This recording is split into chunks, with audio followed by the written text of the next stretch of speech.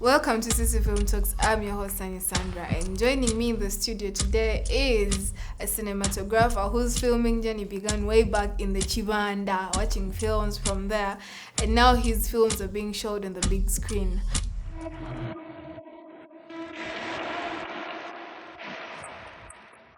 I'm so glad to have you today in our studio, and yes, could you please introduce yourself? Yeah, thank you, Sandra. My name is Okullu Johnson Kibazu from Gulu. I'm a filmmaker, director of photography. I'm so glad to have you, director of photography. So, can you please tell us the intriguing journey of how you began, how you met with film? I did literature for my A level. It introduced me to a lot of stories, and above all, we read a lot of books. I also got to know more by watching not only film, so I watched also a lot of music videos, and I followed some top directors, but most of them were from Nigeria. And also, I had that small like feeling that maybe one day also I might become a video director or something for music, like Peter Clarence of Nigeria. He was like topping, and then also during that time, Sasha Vibes was controlling Ugandan music videos and stuff. I followed them with my friends.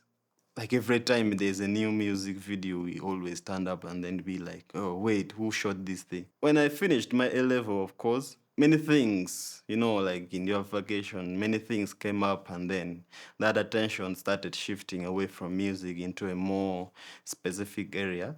But when I came back home, I was just looking through other things in our house, and then I landed on on a poster.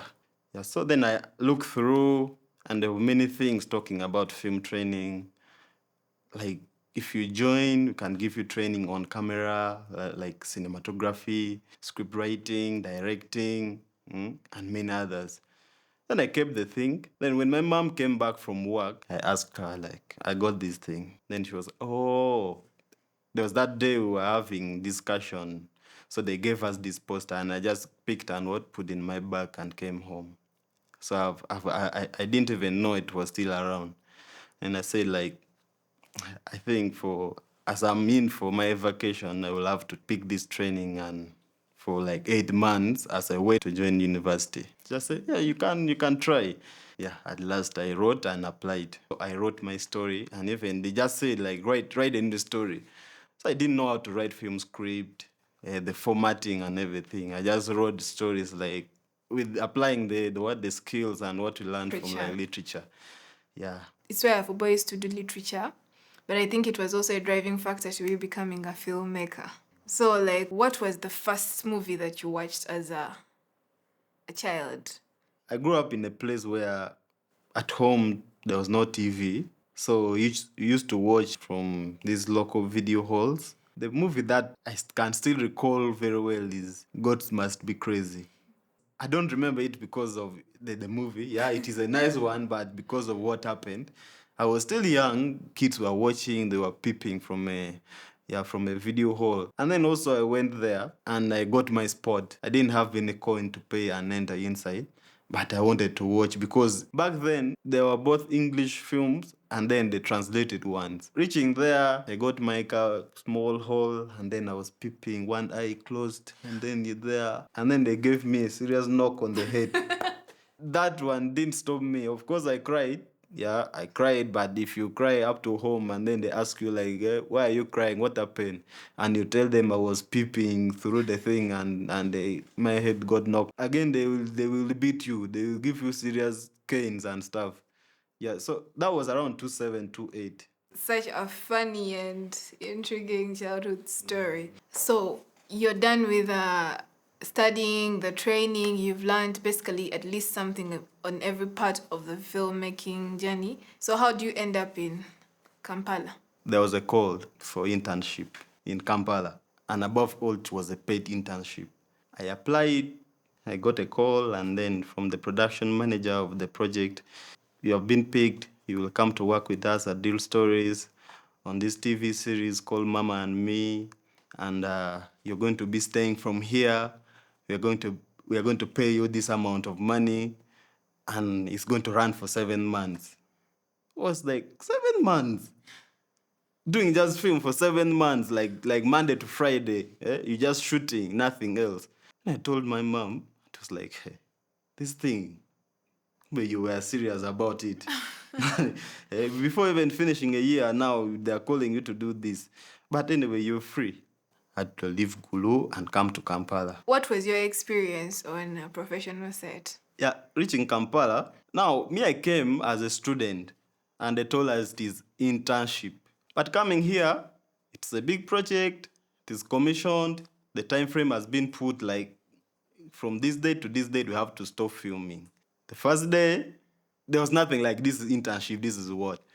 Reaching there, everyone is like, chop, chop, chop, chop, chop, hurry, do this, and everything. So the first day alone exposed me and was like, yo, this is On a professional set. this is not a leisure park or something, but this is a real work. The director just tell you something like this, and you have to do.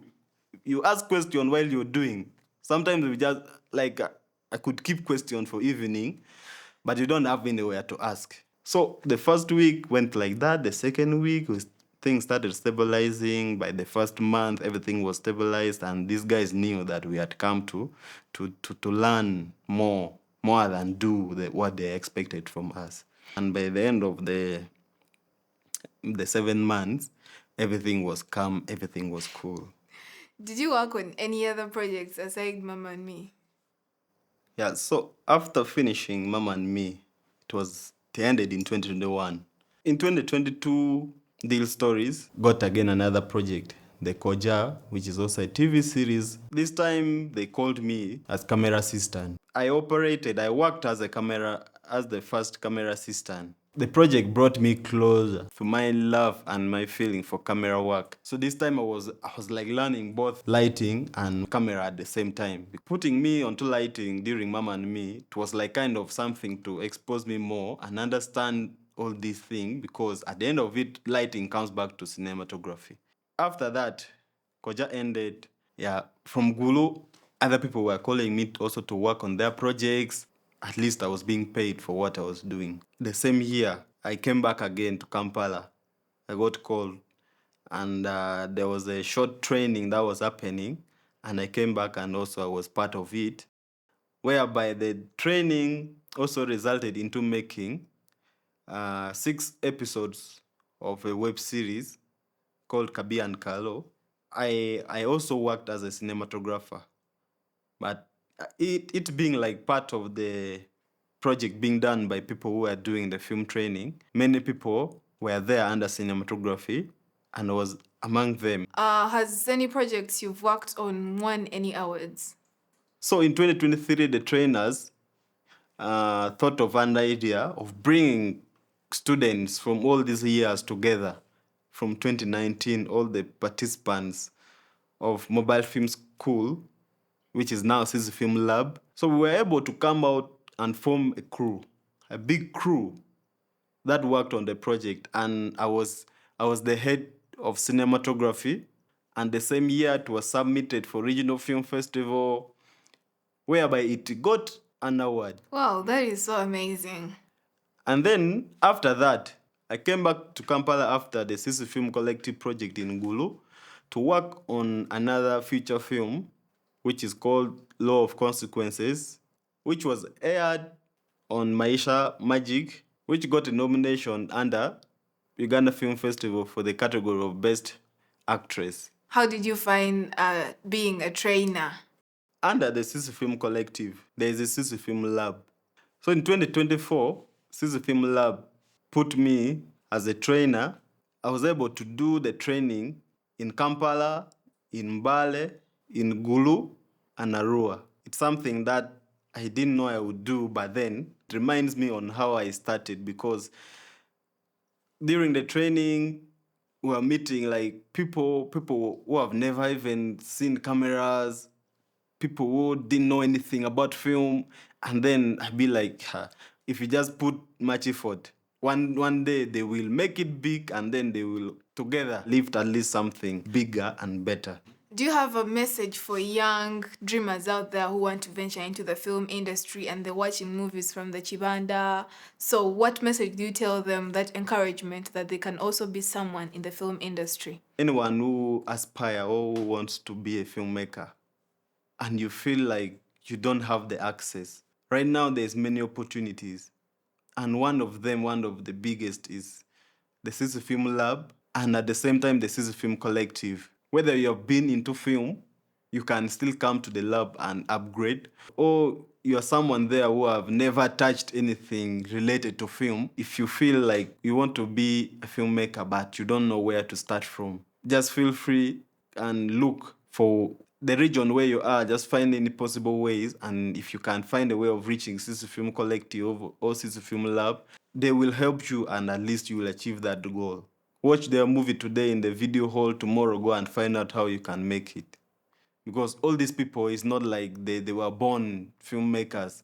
They all started like the same way you feel like you might start from and you're fearing to start.